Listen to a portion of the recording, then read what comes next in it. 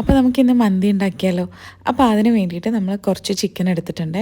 ഇനി അതിലേക്ക് നമ്മൾ പുരട്ടാനുള്ള മസാല ഉണ്ടാക്കാനായിട്ട് കുറച്ച് വെളുത്തുള്ളി, ഇഞ്ചി, കുരുമുളക്, ചെറിയ ജീരകം, മല്ലിപ്പൊടി, കാശ്മീരി മുളക് പൊടി, കുറച്ച് ഉപ്പ്, ആവശ്യത്തിന് സൺഫ്ലവർ ഓയിൽ. ഞാൻ ആദ്യമേ പറഞ്ഞ പോലെ ഇത് നമ്മുടെ ഷാൻ ജിയോൻ്റെ റെസിപ്പിയാണ് കേട്ടോ. നമുക്ക് മന്തി ഉണ്ടാക്കാനൊന്നും അറിയാൻ പാടില്ലായിരുന്നേ. അപ്പോൾ അങ്ങനെ നമ്മൾ ഈ ഒരു പേസ്റ്റ് ആക്കിയിട്ട് നമ്മുടെ കോഴി പുരട്ടി വെച്ചു. അതിന് മുമ്പായിട്ട് തന്നെ നമ്മളൊരു 1 hour സെല്ല ബാസ്മതി റൈസ് വെള്ളത്തിലിട്ട് വെച്ചേക്കണതാണ് കേട്ടോ. പിന്നെ നമുക്കത് വേവിച്ചെടുക്കാം. അതിനായിട്ട് നമ്മൾ വെള്ളം ഒഴിച്ച് അതിനകത്ത് 2 മാഗി ക്യൂബ് ഇട്ടു.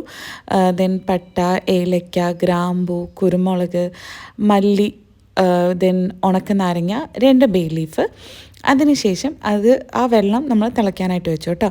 അപ്പോഴത്തേനും ഒരു 10-20 മിനിറ്റായിട്ട് നമ്മൾ മസാല തേച്ച് വെച്ചിരിക്കുന്ന ചിക്കനിലേക്ക് ഒരു ക്യാപ്സിക്കവും ഒരു സവാളയും പൊടിയായി അരിഞ്ഞിട്ട് നമ്മളത് ഹൈ ഫ്ലെയിം ഇട്ട് വെച്ച് കുറച്ച് നേരം ഒന്ന് ചിക്കൻ വേവാനായിട്ട്. അപ്പോഴത്തേനും വെള്ളം തിളച്ചു.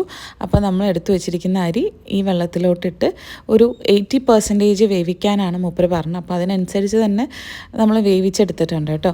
അപ്പോൾ ആ സമയം കൊണ്ട് നമ്മൾ കോഴി ഒന്ന് തിരിച്ചു മറിച്ചൊക്കെ ഇട്ട് എടുത്തായിരുന്നേ.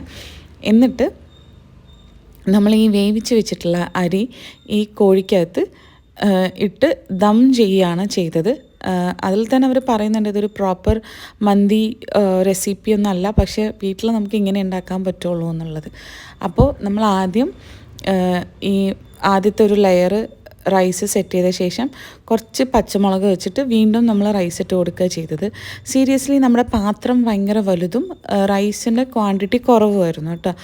പിന്നെ അതിന് ശേഷം നമ്മൾ ദമ്മ് ചെയ്ത് കഴിഞ്ഞിട്ടൊരു 20 മിനിറ്റ്സോളം ദമ്മ് ചെയ്തു ടോട്ടലി. എന്നിട്ട് നമ്മളിതിനെ സെർവ് ചെയ്യാൻ വേണ്ടിയിട്ട് ഒരു വേറെ ബൗളിലേക്ക് ആക്കുകയാണ്.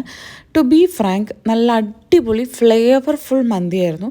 പക്ഷേ കുറച്ച് എരിവ് കൂടിപ്പോയോ എന്നൊരു സംശയം അല്ല, യഥാർത്ഥത്തിൽ കുറച്ച് കൂടിപ്പോയിട്ടോ. അതാണ് ദ റിയൽ ഫീഡ്ബാക്ക്. അവരുടെ റെസിപ്പിയുടെ പ്രശ്നമല്ലായിരുന്നു, ഞാൻ ആഡ് ചെയ്തതിലുള്ളൊരു പ്രശ്നമായിരുന്നു കേട്ടോ. ഒരു ഇച്ചിരി എരിവ് കൂടിപ്പോയി. പക്ഷെ ഞങ്ങൾക്കൊരു ഇത്തിരി എരിവിൻ്റെ ടോളറൻസ് കൂടുതലുള്ളതുകൊണ്ട് വലിയ കുഴപ്പമുണ്ടായിരുന്നില്ല കേട്ടോ. അപ്പം ഇതുപോലെയുള്ള കൂടുതൽ വീഡിയോസിന് please subscribe to Ammama's kitchen. Thank you so much and bye by.